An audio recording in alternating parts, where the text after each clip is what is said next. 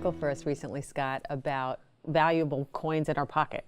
So what kind of coins can somebody reasonably find around the house that actually may be of collector quality? Well, I'll put it to you this way.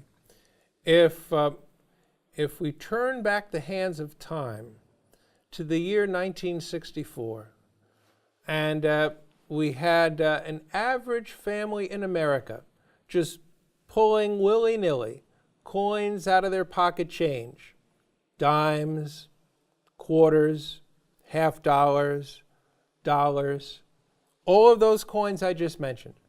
And they put jars of these coins away in their cottage in 1964.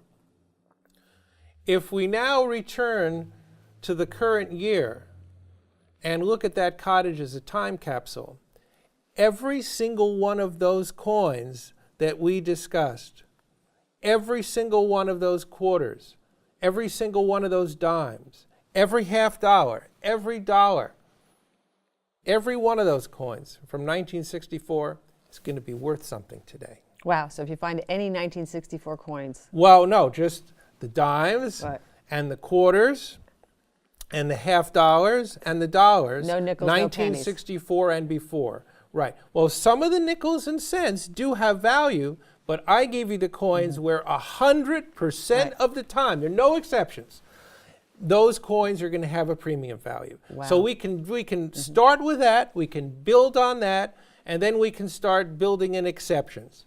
Half dollars, Kennedy half dollars from 1965 to 1970 contain a low-grade silver, so they have some premium value also. Nickels, Jefferson nickels from 1942 to 1945, if they have a large letter on the reverse of the coin, the letter S for where the coin was manufactured, San Francisco, or the letter D for Denver, or P for Philadelphia, these are called mint marks where each of these coins was manufactured. That indicates that that's a silver nickel, and it has about 35% silver in it. So every single one of those nickels has a value. And you need to look in a book or in a price guide. You can go online to pcgs.com or ngccoin.com, and you can look at the free price guide provided by the two grading services, the Professional Coin Grading Service and the Numismatic Guarantee Corporation, and look up each of your individual coins by individual date. Now let me just give you one individual date that might be of interest to you.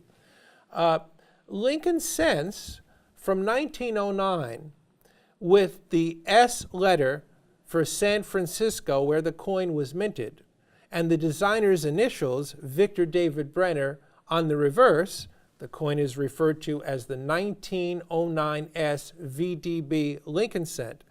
One of these would be worth at least $1,000, and in the mint state grades, where the coin has not passed from hand to hand, it can be worth upwards of $3,000, $4,000, $5,000 per coin. Wow. Now let's go a little more recent, because I think that some of those, when they were making, the mint was making the state coins, the state quarters, it seems that there was some value in a number of those. The Minnesota quarter in particular. Well, these are varieties that you need to look in the book and specifically identify. We would need photographs of each one of those. The most valuable of the recent state quarters coins are the ones that have received the highest grades from grading services. So if you have a coin and you look at it under high-powered magnification, and under magnification it shows no nicks, flaws, scratches, or imperfections and is a perfect coin, then it would likely be one of high value. Well, I think also that in our article we talked about the mistakes on the coins, that a number of the coins that were of value were mistakes, something that didn't have a mint mark on it, or right. On the Minnesota quarter. For some reason there were all sorts of coins minted, they all had mistakes, floating right. trees and all sorts of bizarreness on the image. Well, it exists not just for the quarters, but it exists for cents and nickels and dimes. There are coins that are struck off center. There are coins that have double strikes.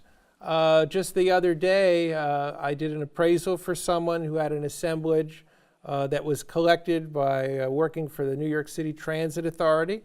And the first coin I picked out from the assemblage was a 1972 Lincoln cent that had what we refer to as the 1972 doubled die Lincoln cent.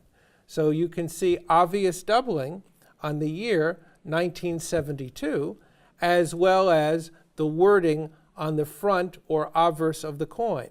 Also in that assemblage was a 1955 coin that also had obvious doubling on the front or obverse of the coin. And that coin was worth about $1,500. Wow. Okay, so it seems like a great place to start is to be looking closely to see if there's any flaws or doubling in the images. Great advice. Thanks, Scott. Thank you so much. If you liked what you just heard in my conversation with Scott, do me a favor, tell your friends, share this video, like it, do the social thing.